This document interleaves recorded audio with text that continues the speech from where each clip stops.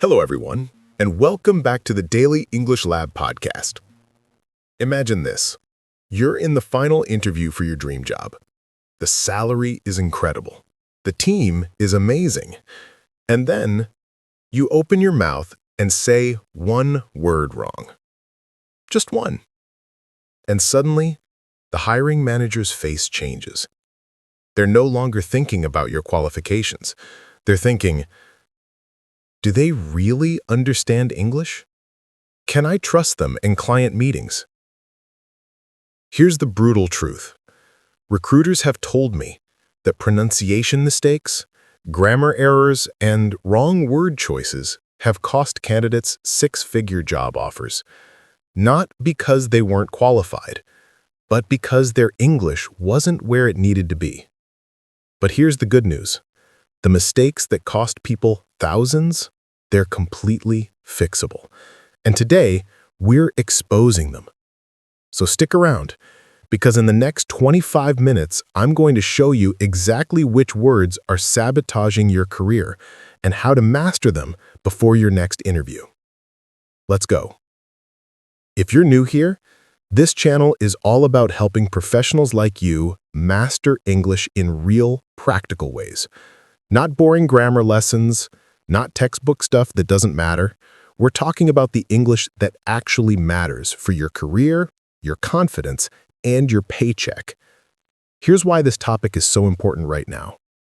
In 2024, more companies than ever are hiring globally. That means you're competing with candidates from around the world. And you know what? Most of them are working just as hard as you. The difference maker? Small details. The words you choose, how you pronounce them, whether you sound confident or unsure. And here's something that surprised me when I started teaching. The most expensive English mistakes aren't the ones you think they are. It's not about being fluent or perfect. It's about specific, high-impact words that trigger a subconscious doubt in your listener's mind. Like, does this person belong in this role? Today, we're breaking down 5 categories of English mistakes that are costing professionals job offers right now. 1. Words that sound similar but mean completely different things, and you're probably using the wrong one. 2. Pronunciation mistakes on super common words that make you sound less confident than you are. 3. Vocabulary gaps where you're using formal words when you should sound natural. 4. Grammar patterns that native speakers never use, but that non-native speakers default to. And 5. The confidence killers, little verbal habits that make people doubt your professionalism. Before we dive in, I want you to do something for me. Comment below and tell me, what English word or phrase are you most insecure about using in professional settings? Is it pronunciation? Are you worried you're using the wrong word? Just drop it in the comments. I read every single one, and your answer might end up helping someone else watching this. And if you're not subscribed yet, please hit that subscribe button right now. We post videos like this every single week, and I don't want you to miss the next one on how to sound more confident in English. All right, let's get into it. The first mistake? It's sneakier than you think. Okay, let's start with the big one. The mistake I see in professional emails literally every single week. There. I know, you've heard this before, right? But here's why I'm starting with this.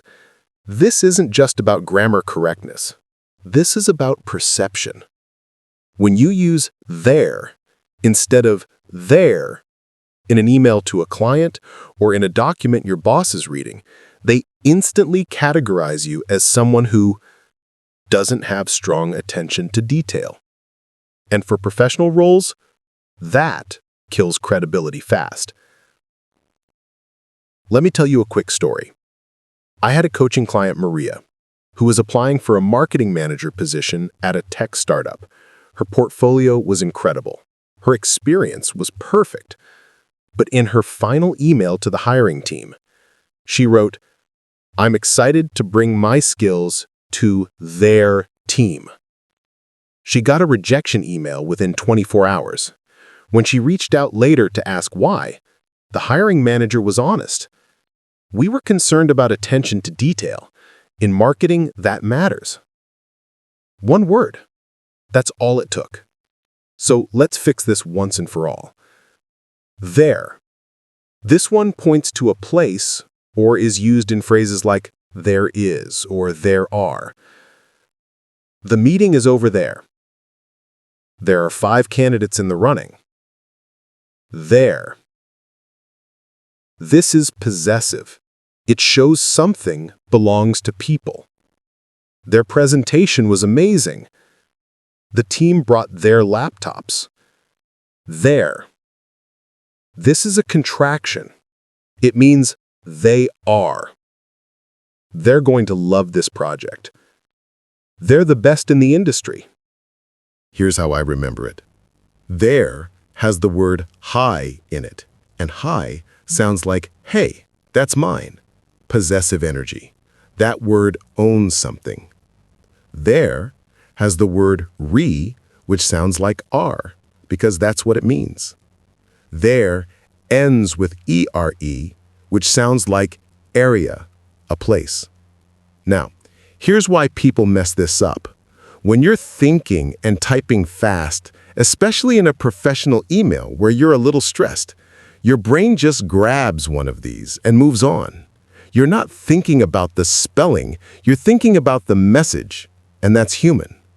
But in professional writing, your reader is looking for evidence that you're detail-oriented. Common mistakes and why they happen. Mistake number 1. They're going to review the proposal. Your brain is moving fast. You typed there automatically because you use it most often in casual speech. And there are is super common, so your fingers default to there. Mistake number 2. Our team and their expertise is valuable. Here, you're trying to sound formal, so you pick there thinking it sounds more professional. Wrong direction. Mistake number 3. Writing there when you mean there in casual professional messages. You know there is right, but typing there saves a keystroke, so your fingers go there. We've all done it when we're rushing. Pause the video right now and do this. Think of a sentence using each one. Write them down. Say them out loud. Your brain needs to build the connection between the word and its meaning. Do it right now. I'll wait. Real-life professional examples. Example 1. Email to client. Wrong. We're excited to share our proposal. Their team asked great questions. Right. We're excited to share our proposal. Their team asked great questions. Why? You're describing the team that belongs to someone else. Possessive. Use their. Example 2. Project update. Wrong. Their expertise in this area is unmatched. Right. Their expertise in this area is unmatched. Why?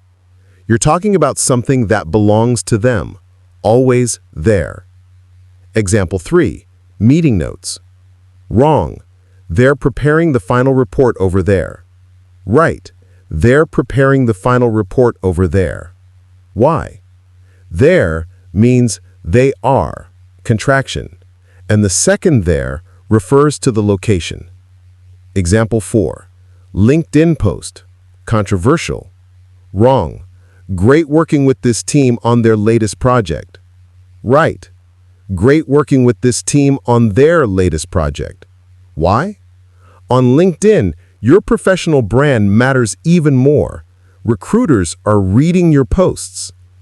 I want to tell you about James. James is a developer from Brazil. Brilliant coder. But when he was job hunting 2 years ago, he would frequently mix up there, and there in his emails. One hiring manager gave him feedback.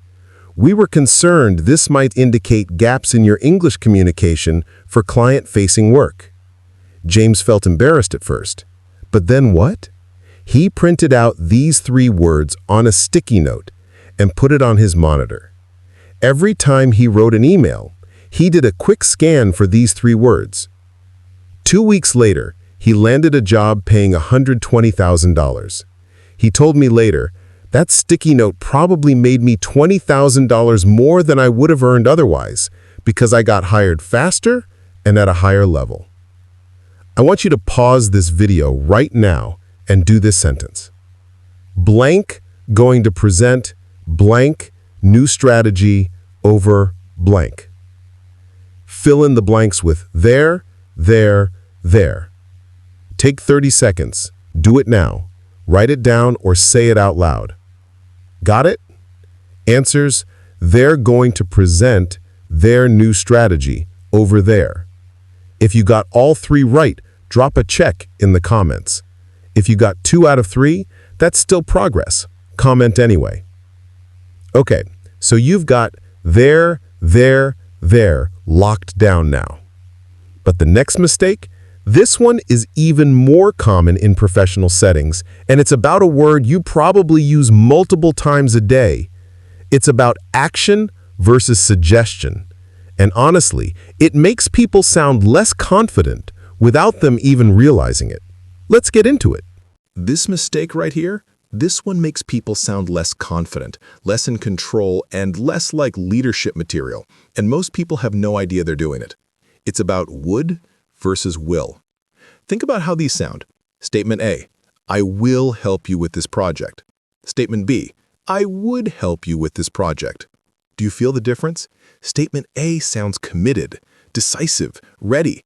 Statement B sounds tentative, like you're offering but not really sure, like maybe you'll help if the conditions are right. And here's what blows my mind. I've coached executives who were defaulting to would when they should say will, and it was literally affecting how people perceived their leadership. Someone in the room would suggest something, and they'd say, I would do that, when they should say, I will do that. That tiny shift in one word, people started taking them more seriously. Teaching point, when to use each. Will equals future certainty, commitment, or promise. I will attend the meeting tomorrow. We will deliver this project by Friday. I will follow up with you next week. Would equals conditional, hypothetical, or dependent on something else. I would help, but I don't have the resources. If you asked me, I would say yes. I would love to join if the timing works out. Would equals conditional or unsure. Think would if, would when, would but. Will is definite. Think will, no hesitation. Why it matters. In professional settings, people are listening to how you speak because they're evaluating whether to trust you with responsibility. When you use would instead of will, your brain is literally encoding uncertainty, and listeners feel that. I once worked with a project manager named Lisa who kept saying things like, I would take ownership of this instead of I will take ownership of this. Her boss never promoted her to senior manager. After we worked on this specific thing, changing her default from would to will in certain contexts, she got promoted within 6 months.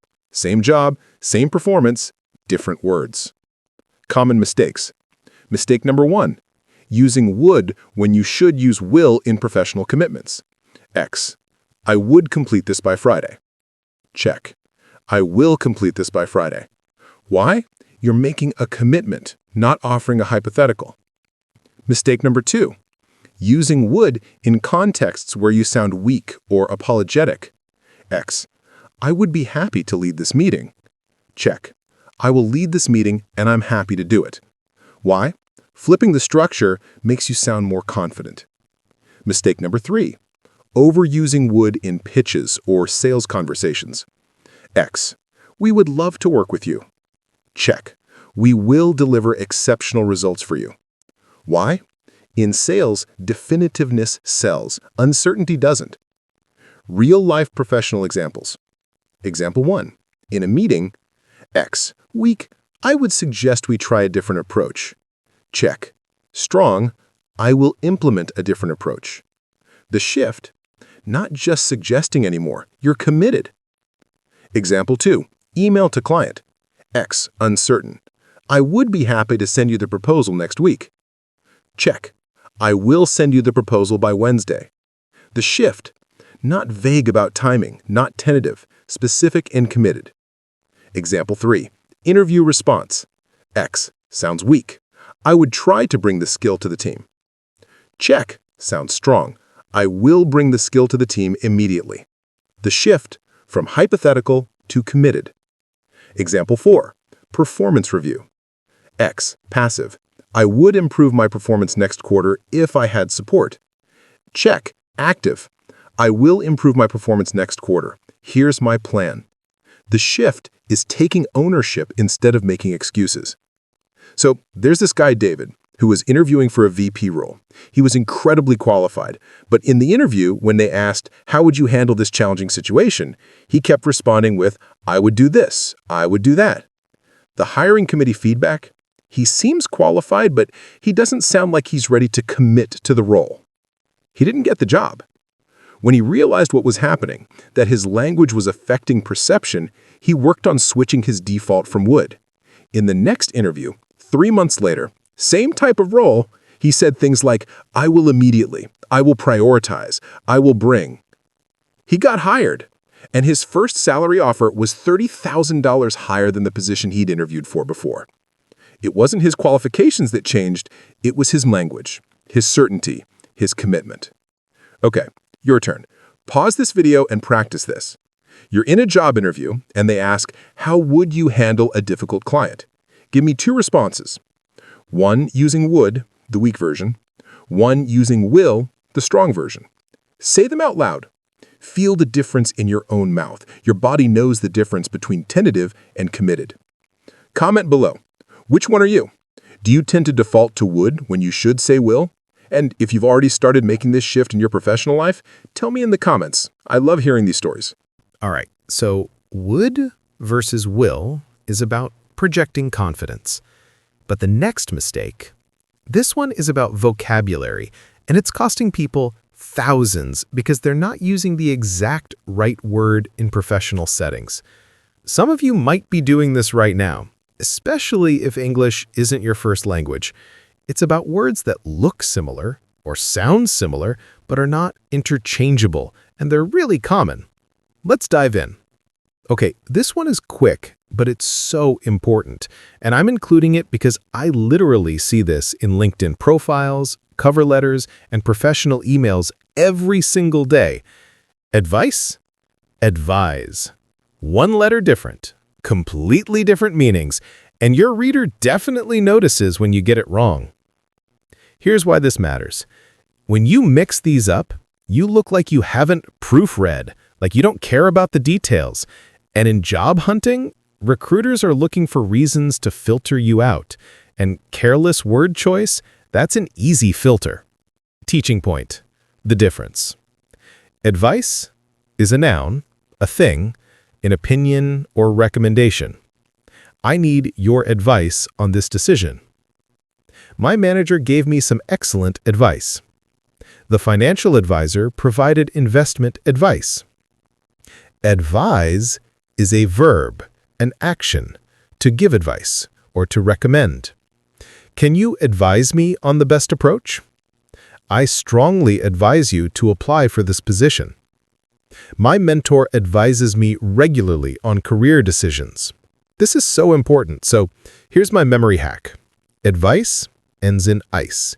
It's a thing, noun, like peace, place, rice, all nouns. Advise ends in ise. It's an action, verb, like rise, realize, organize, all verbs. Literally, write those in your phone right now. I'm serious. Advice equals ice equals thing. Advise equals ise equals action. Why it matters in professional contexts? When you're applying for jobs, when you're writing emails, when you're building your personal brand online, you want to show mastery of detail. You want to show you care about precision, Because in most roles, marketing, law, finance, tech, anything, precision matters. And here's the thing, this isn't a situation where native speakers are lenient or where context makes it obvious. If you write, "I appreciate your advice," it sticks out. It looks like a mistake, and it will cost you. I'm not trying to scare you. I'm trying to protect you. This is a fixable thing, and once you've got it, you've got it. Common mistakes. Mistake number 1. Using advice in a sentence where you need the verb. X. Please advise me on the next steps. V. Please advise me on the next steps. Why? You need a verb here because something is happening. Someone is giving. Mistake number 2. Using advise when you need the noun. X. I received excellent advice from my colleague. V. I received excellent advice from my colleague. Why? Received means something is being given. The thing being given is advice. Noun. Mistake number 3. LinkedIn resume disaster. X. Professional who advises clients on financial decisions. V. Professional who advises clients on financial decisions. Why? LinkedIn profiles are literally one of the first things recruiters see. Get it right. Real-life professional examples. Example 1. Email to senior colleague. X. Could you advise me with some advice on this proposal? V. Could you advise me on this proposal? Or, could you give me your advice on this proposal? The issue, using both in the same sentence, pick one structure. Example 2, cover letter. X. I have advised a lot of companies on this topic. V. I have advised many companies on this topic. Plus grammar note, advise is correct here because it's an action, past tense, but a lot of is too casual for cover letters anyway. Example 3, LinkedIn profile headline. X. Marketing strategist advises brands on growth. V. Marketing strategist advises brands on growth. The shift, one letter, but it changes everything. Example 4, professional email. X. I'm reaching out to seek your advice on career progression. V. I'm reaching out for your advice on career progression. Why? Receiving something is a noun, so advice. I had a client, Ahmed, who was applying for marketing director roles. His resume was perfect, his background was strong, but in his cover letter, he wrote, "As a strategic thinker, I advise companies to use data-driven insights." Wait, no, he wrote, "I advise companies." A recruiter actually called him to tell him she loved his background, but she needed him to resubmit his cover letter because the typo suggested you might not be detail-oriented enough for this role. Ahmed literally just changed that one letter, resubmitted, and got the job. One letter. That was it. Pause the video. I'm going to give you 3 sentences. You need to pick advice or advise. Sentence 1, my manager will blank me on the project timeline. Sentence 2, I appreciate the blank you gave me yesterday. Sentence 3, would you blank the team to pursue this opportunity? Take 30 seconds, do it now, write them down. Answers: advise, advice, advise. If you got all 3 right, drop a 100 in the comments. Your detail-oriented brain is strong. Here's the question. How many times have you second-guessed yourself on advice versus advise? Comment below. And if you've ever gotten corrected on this, I want to hear about it. Okay, so you've mastered advice versus advise. You're building serious attention to detail now. But the next one? This mistake is sneaky because it sounds right when you say it out loud, But when recruiters read it, they know immediately that English might not be your first language. It's about a word pattern that non-native speakers overuse, and it's making them sound robotic and unnatural. Let's fix it. All right, this one is different because it's not about getting a word wrong per se. It's about using words in a way that makes you sound unnatural. And I'm talking specifically about how non-native speakers and people learning professional English default to hyper-formal language structures. Here's what I notice. When someone learns English and they're studying professional contexts, they learn phrases like "for example" and "for instance," and then they use them everywhere, in every email, in every presentation, in every conversation. And it makes them sound robotic. Native English speakers, we use multiple ways to introduce examples.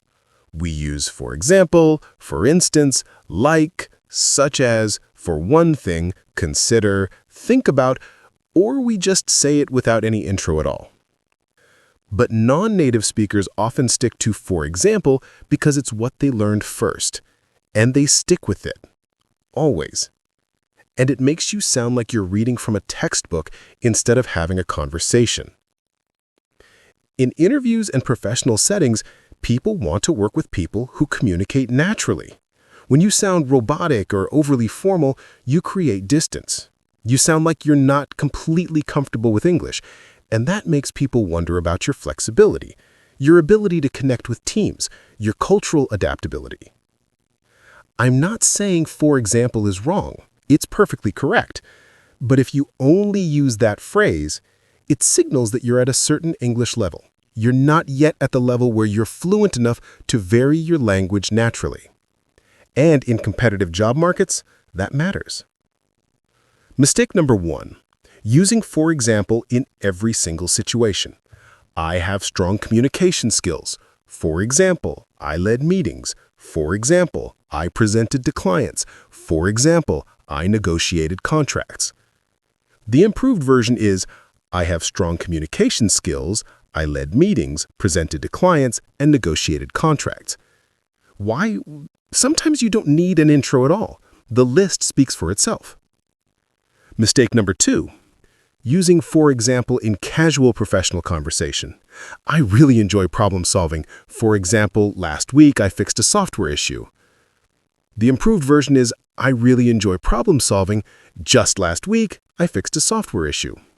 Why? In conversational English, we say it more naturally. We don't need the formal transition. Mistake number 3. Overusing "for instance" in writing. Formal overdrive. We serve many industries. For instance, we serve finance. For instance, we serve healthcare. For instance, we serve retail. The improved version is, we serve many industries, finance, healthcare, and retail. Why? Let the structure do the work. Sometimes you don't need a transition phrase at all. Example 1. Interview response, robotic versus natural. Robotic would be, I have managed large teams. For example, I managed a team of 15 people. For example, they worked on product development. For example, we launched 3 products. The natural version is, I've managed large teams, about 15 people working on product development. We launched 3 products in my tenure. Why the shift? The second version flows naturally. It shows command of English structure, not just vocabulary memorization. Example 2. Email. Formal overdrive versus conversational. Formal overdrive would be, I would like to discuss my qualifications. For example, I have 5 years of marketing experience. For instance, I have managed social media campaigns. For example, I have worked with influencers. The conversational version is, I'd like to discuss my qualifications. Over the past 5 years, I've managed social media campaigns and worked with influencers across multiple industries. Why the shift? Shorter, punchier, more confident. It sounds like a real person, not a textbook. Example 3. Presentation, artificial versus engaging. Artificial would be, companies face many challenges. For example, they face budget constraints. For instance, they face team conflicts. For example, they face market changes. An engaging version would be, companies face 3 main challenges today: budget constraints, internal team conflicts, and rapidly shifting markets. Why the shift? Structured, clear, and human. No repetitive transitions. Example 4, LinkedIn post. It's stiff versus authentic. The stiff version would be, I'm excited about my new role. For example, I will use my skills. For instance, I will collaborate with teams. For example, I will drive results. But an authentic version would be, I'm excited to bring my expertise to this new role. I can't wait to collaborate with the team and drive some real results. It's warm, confident, and sounds like you actually exist as a human. If you're using a transition phrase more than once every 2 to 3 sentences, you're using it too much. Native speakers vary their language. They mix formal and casual. They sometimes use transitions, and sometimes they just continue. That variation is what makes you sound fluent. I coached a woman named Priya, who was a finance professional, incredibly smart. But in interviews, she would say things like, I'm detail-oriented. For example, I review spreadsheets carefully. For instance, I catch errors. For example, this has saved the company money. And hiring managers would feedback, she's qualified, but she doesn't sound like she's worked in senior roles before. When we worked on varying her transitions, she started saying, I'm detail-oriented. I review spreadsheets meticulously and catch errors before they become problems. That attention has saved us significant money. Literally the same experience, same qualifications, but told in a way that sounded more confident and senior. Her next job offer, senior analyst instead of analyst, and the salary jumped from $85K to $105K. The difference was how she conveyed her experience, not the experience itself. Instead of, for example, try, let me illustrate. Here's a concrete example. Think about, just last week, specifically. Or literally just pause and continue with no transition at all. Variety equals fluency. Repetition equals learning mode. Native speakers don't think about transitions.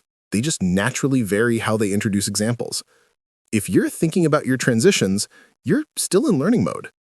Once you stop thinking about it, that's fluency. I want you to pause this video and take one of these sentences. I have strong analytical skills. For example, I analyze data. For example, I find insights. For example, I present findings. Now rewrite it 3 different ways without using for example at all. Using specifically. Using a colon and a list. Using a time-based transition like most recently. Do it right now. Write all 3 versions down. This exercise trains your brain to think in multiple ways. Comment below, do you catch yourself overusing the same transition phrases? Which ones? And if you've already started varying your language, what was the effect on how people respond to you? Okay, so you understand now that variety is part of sounding fluent and confident. But the next mistake, this one is about pronunciation. It's a word you say probably 10 times a day, and you're almost certainly saying it wrong.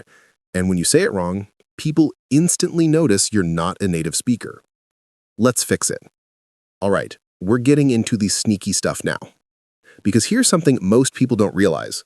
You can have perfect grammar, perfect word choice, but if you mispronounce common words, people will still question your English level. And here's the brutal part. Most mispronounced words are ones you use all the time. So you're making the mistake repeatedly.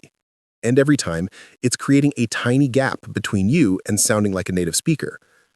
I'm going to give you 5 words that non-native speakers mispronounce constantly, and I'm going to show you the right pronunciation. Pay attention, because this is where audio matters. Word 1 is often. How most people say it is off-tin, with emphasis on the T. How to say it is off-un. The T is almost silent. The T is barely pronounced. It's a soft sound. Try saying it, off-un. Again, off-un. Word 2 is comfortable.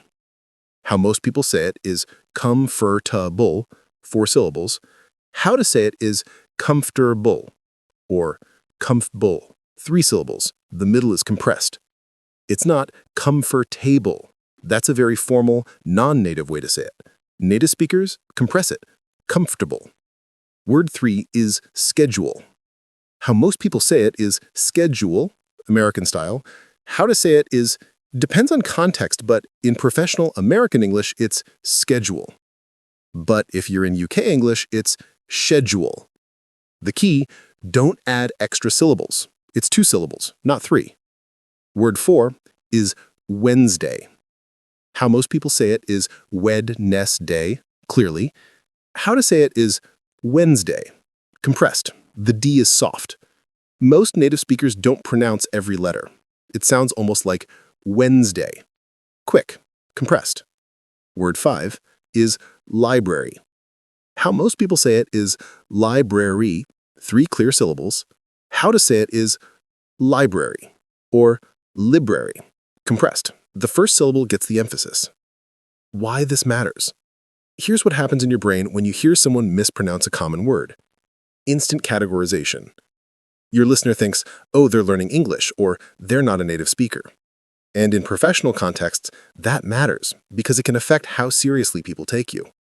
I'm not being mean, I'm being real. Hiring managers and clients will make assumptions based on pronunciation, and the more common the word, the more noticeable the mispronunciation. Common mistakes and why they happen.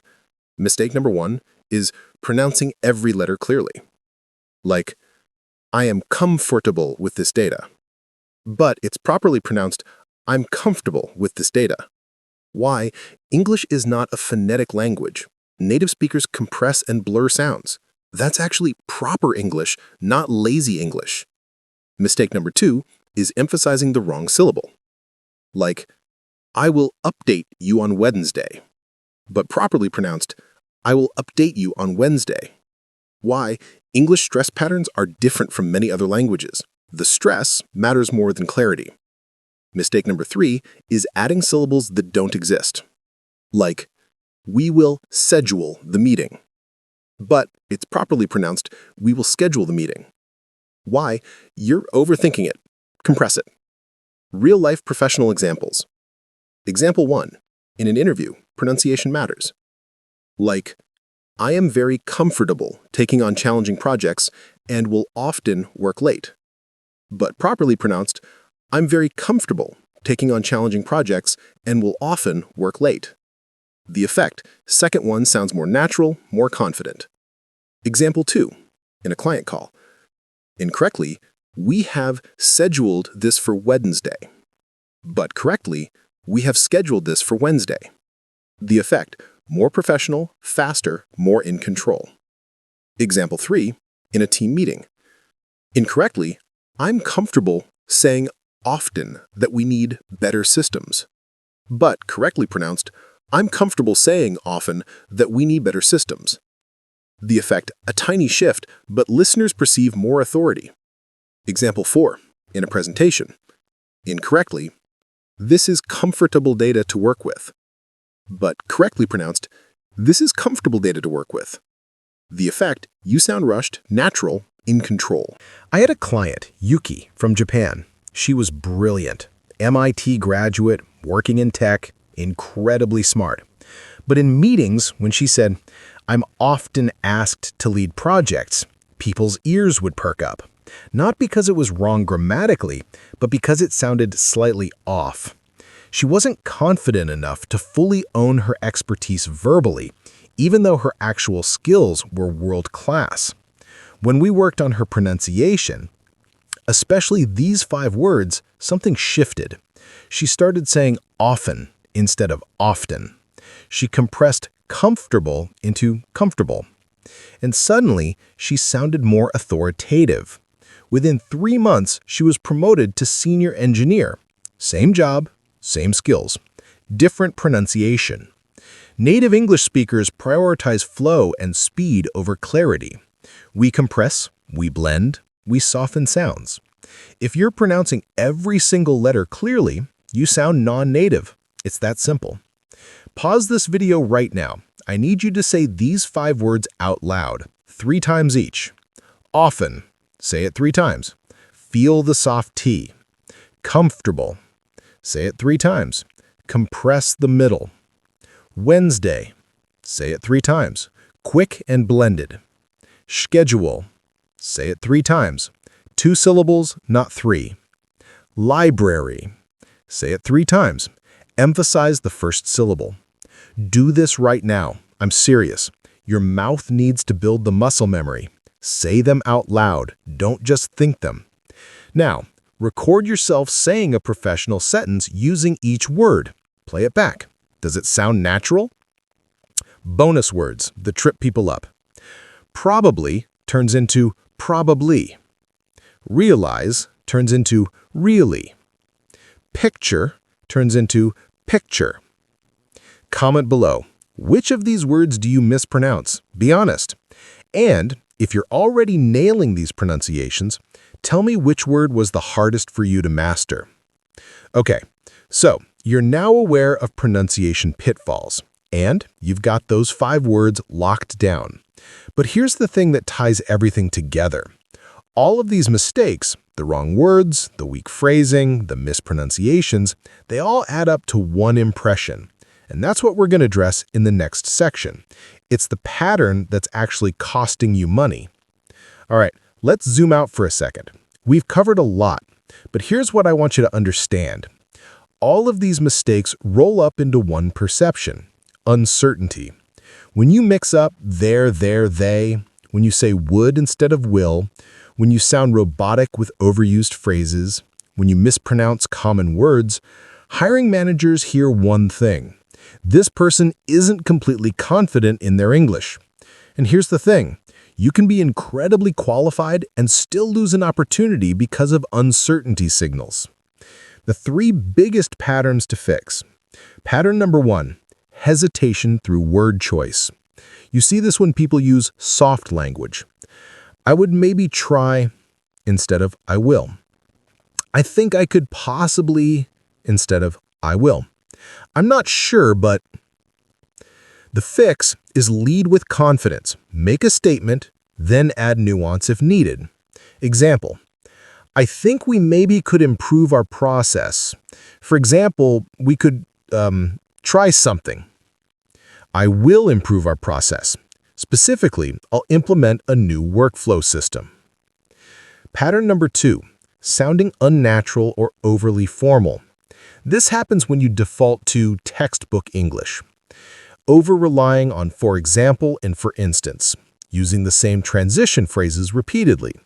Pronouncing every syllable crystal clear even when native speakers compress.